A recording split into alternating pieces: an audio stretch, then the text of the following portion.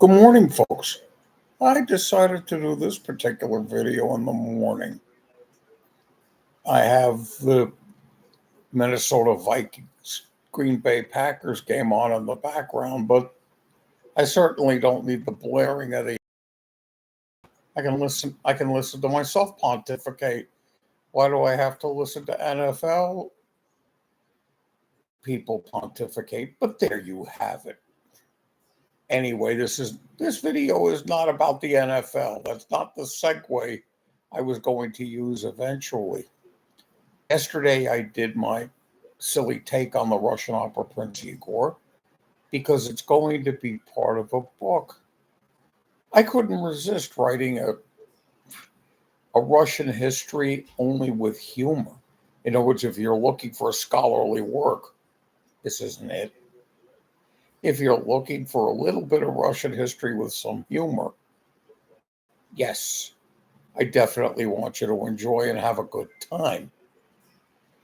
Having said that, what I'm going to do in this video is I'm still writing the book. I am going to go over the chapters and I want to give you an idea of what I'm up to. I'm starting out with, start at the beginning. Makes sense. No, it's not the forest primeval from the poem Evangeline. No, it's not the Garden of Eden. It's the beginning of what's called Kievan Rus in 862 AD. Just want to give you a little sample. Swedish Vikings came down the rivers into Russia because they would row their Viking ships across the Baltic.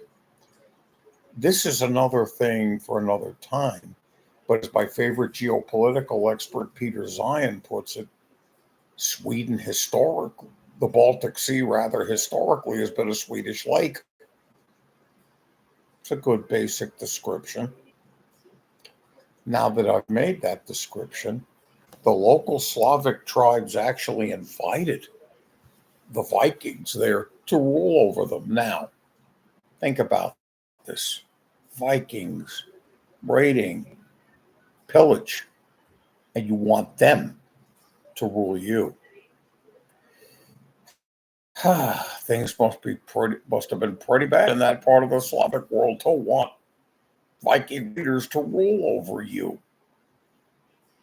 And then the Prince Vladimir became a Christian. Now, okay, lots of pagans converted to Christianity in Europe. So what's so special about Vladimir? He went shopping. He looked at Judaism, Catholicism, Islam, and finally chose Eastern Orthodoxy based out of Constantinople. Not sure, don't remember why he didn't accept Catholicism. Judaism, he didn't take seriously because Jews were kicked out of their land by the Romans, etc. So he saw Judaism as too weak, too vulnerable. He didn't like Islam because they told him he couldn't eat pork and he couldn't get drunk. Well, that answered that question. But Eastern Orthodoxy, Constantinople was not far away. Good people to have relations with. And think of it this way. The kind of trade relations, etc. So there you have it. Orthodoxy won. This will be important in later centuries as Moscow was later called the Third Rome, but we're not up to that yet. We're getting there, but not there yet. Then I have a chapter on unwelcome house guests. They were called Mongols, and occasionally Teutonic Knights coming in from the west. For 2 centuries, Russia put up with rather unwelcome house guests. No other way to put it. And they finally expelled them. Then I have a chapter, there's a brief period in Russian history, right before the Romanov dynasty begins. It's called The Times of Troubles. Everybody has troubles, but I'll get into why the times of troubles were so specific. Then you had Peter the Great, who went out to the West because he realized how behind Russia was. My dad told me when I was growing up that 200 years of Mongol rule really stunted Russian growth. If you're talking about in the sense of the Renaissance, definitely. Russia was left behind. It got new trade routes from the Mongols. So it was raised to another level that way. Then eventually Russia started expanding east and south. East because they wanted to defeat all these tribes that would invade them. It's called the Eurasian Steppe for a reason. Not much to stop you. And they went south because they could get to the Black Sea as a strategic place. If you're Russia, you were looking for warm weather ports. Then I moved on. I mean, there was some guy named Napoleon wanted to invade.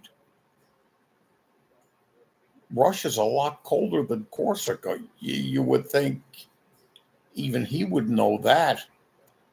But I guess he wanted to teach Russia a lesson.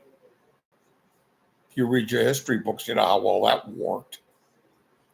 And you get to the Crimean War. And it's not all the charge of the Light Brigade and Florence Nightingale. One of my favorite historical fiction series is the Flashman series by George MacDonald Fraser. For some who read Tom Brown's School Days, Flashman was the bully at Rugby School that was based on, and who finally got expelled. So George MacDonald Fraser made Flashman into a major character. And one of the books takes place during the Crimean War. That was a mess for Russia. And in the book, I'll get into the lessons Russia learned. And then they freed the serfs. And then my chapter for the Communist Revolution is like the Beatles song, "You say you want a revolution." Well, some didn't. There was the Bolshevik Civil War right after that. And then there's Uncle Joe Stalin. When I was a child, we had a television program in the United States called Petticoat Junction. And one of the characters was Uncle Joe. And they said, and that's Uncle Joe. He's a moving kind of slow at the junction. Well, that's the chapter name, but probably there was nothing really that slow about Uncle Joe Stalin. Then you get to Khrushchev, and Khrushchev goes to the UN and bangs his shoe on the desk. You know, I thought the cleaning staff at the UN did a good job, and there was no need for him to nail cockroaches during his speech, but who knew? And then there was the decline of the Soviet Union, the wild 90s, and under Yeltsin, and then now we're up to Vlad the Bad, better known as Vladimir Putin.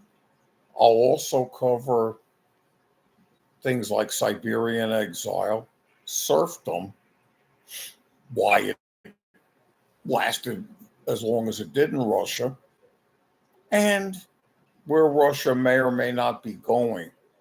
No heavy coverage of the Ukraine war. There are enough other sources for that.